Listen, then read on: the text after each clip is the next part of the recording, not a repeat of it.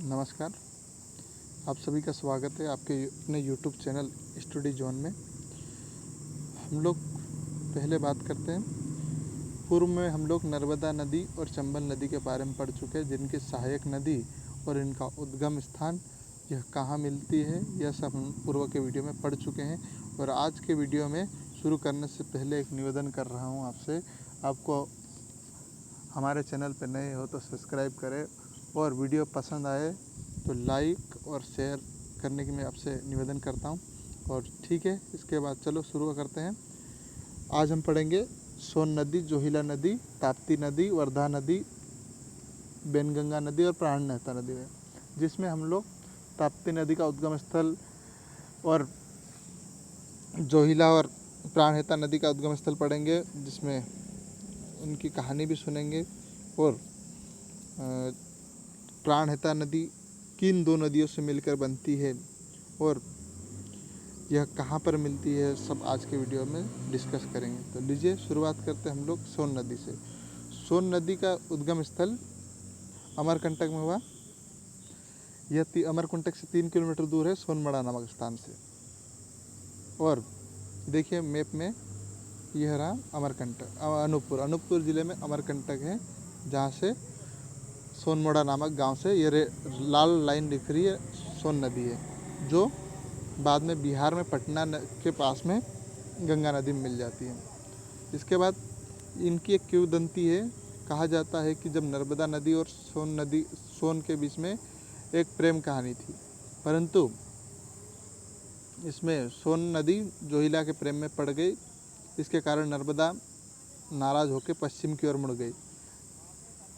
बहुत सारी कहानियाँ हैं, परंतु हमको एक चीज़ से देखने को मिला है कि नर्मदा नदी पूर्व में ही जाती है। इसका जोहिला नदी भी, इसके जो नीले कलर में दिख रही है, ये जोहिला नदी है। यह सोन नदी में मिलती है, जिसमें आप वीडियो में बात करेंगे आगे।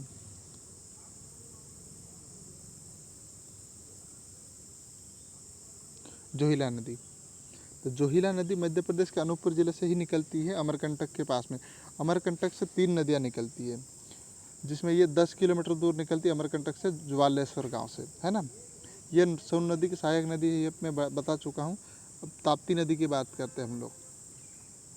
ताप्ती नदी, ये देखिए लाल कलर में दिख रही है ताप्ती नदी, बैतूल के पास मुल्ताई से निकलकर ये मध्य प्रदेश की दक्षिण सीमा बनाती है।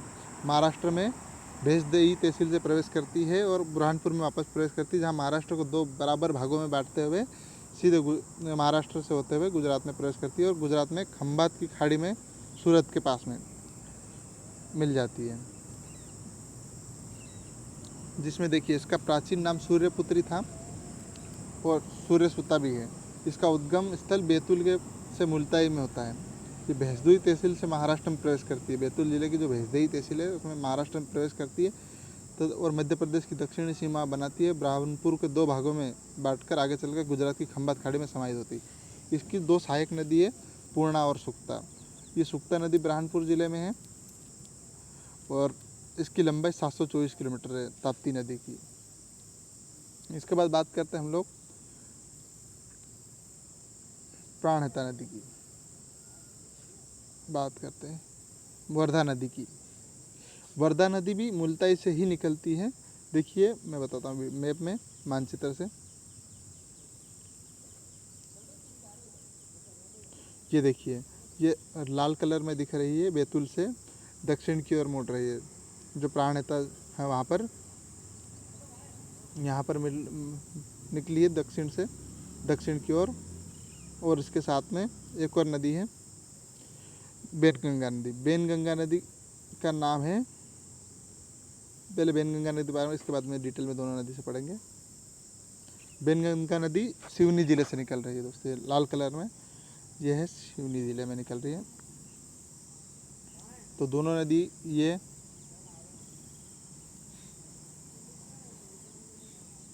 सिवनी जिले से निकल रही है बेनगंगा नदी, और ये वर्धा निकल रही बैतूल के मुल्ताई से। और ये प्राणहिता नामक स्थान है, यहाँ पर ये एक नदी बन जाती है, दोनों मिलकर प्राणहिता नदी के नाम से जानी है, और ये महाराष्ट्र में मिलती है।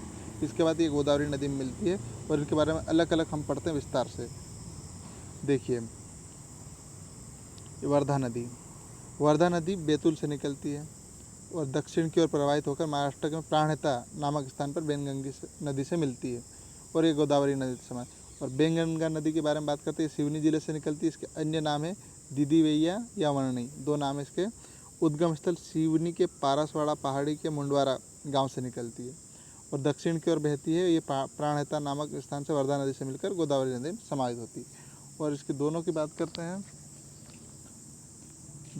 करते हैं, तो वर्धा नदी और वैनगंगा नदी महाराष्ट्र के प्राणहिता नामक स्थान पर प्राणहिता नदी के नाम से साथ में बहती है। तो लीजिए मित्रों, धन्यवाद आज सभी का। देखिए गोदावरी नदी में मिल जाती है ये दोनों नदी।